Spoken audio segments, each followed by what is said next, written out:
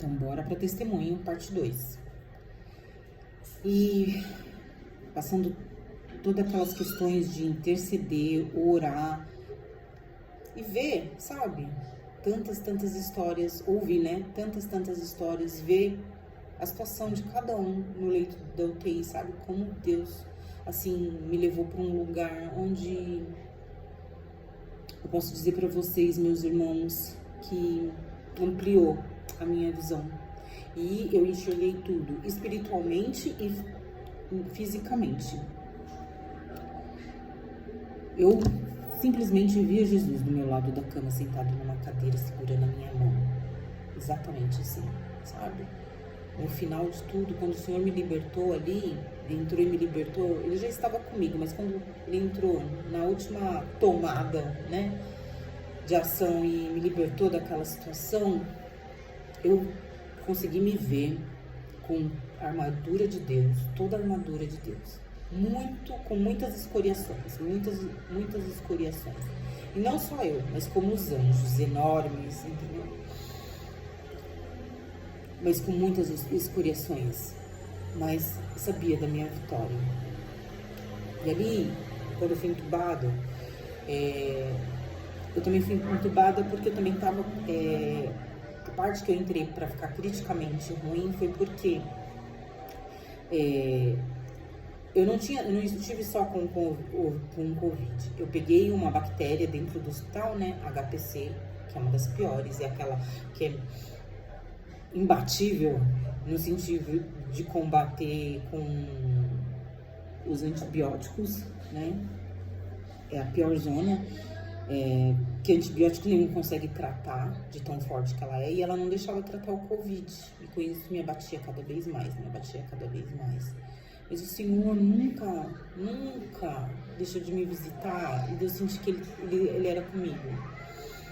Quando, irmãos, eu fui ser entubada, a única coisa que eu lembrei a Deus, e eu nem precisava lembrar porque Ele conhece meu coração e sabe de todas as coisas, mas eu nunca, né, cobraria ou colocaria qualquer situação que eu pudesse cobrar o Senhor disso, mas que eu recordei e falei, Senhor, né, quando eu me casei e nós decidimos ter minha filha, a caçula, porque o primeiro não é do meu marido, né, atual, eu falei com Deus que eu só permitisse que eu tivesse outro filho, se eu pudesse criar, se eu pudesse estar perto, se eu pudesse, sabe, participar da criação dele. Isso era muito importante pra mim.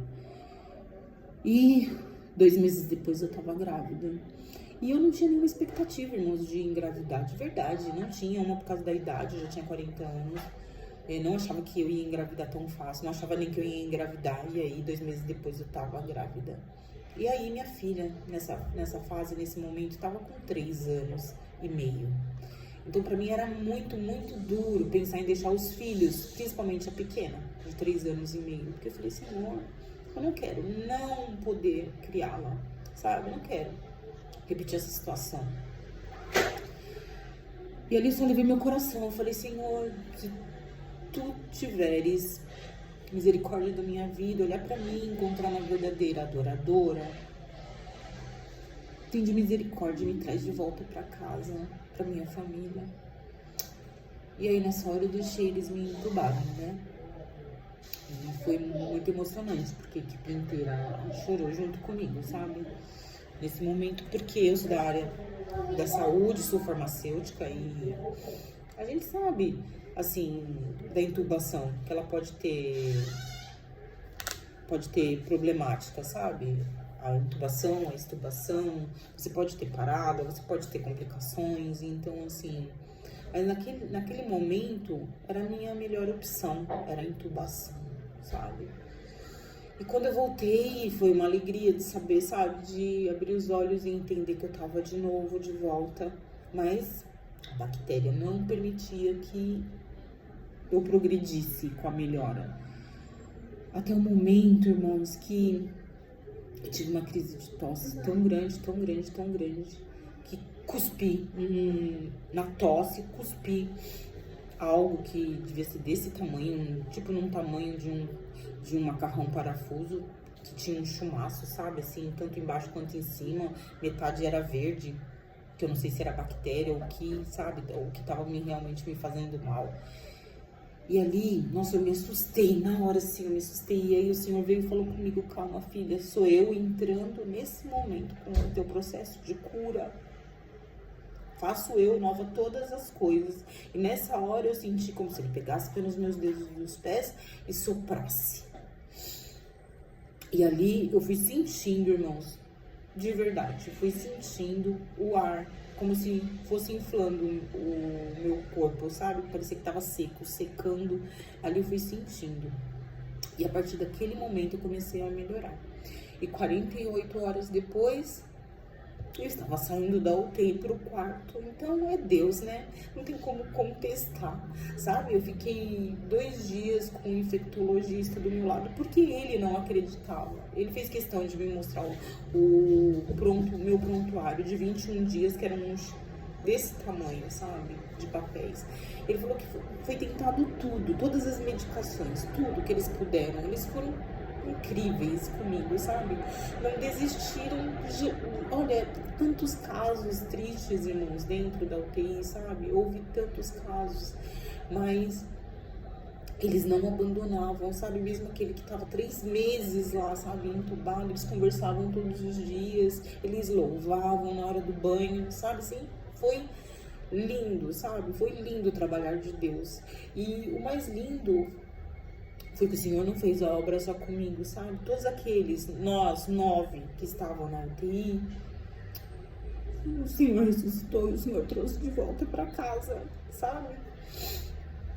Foi lindo.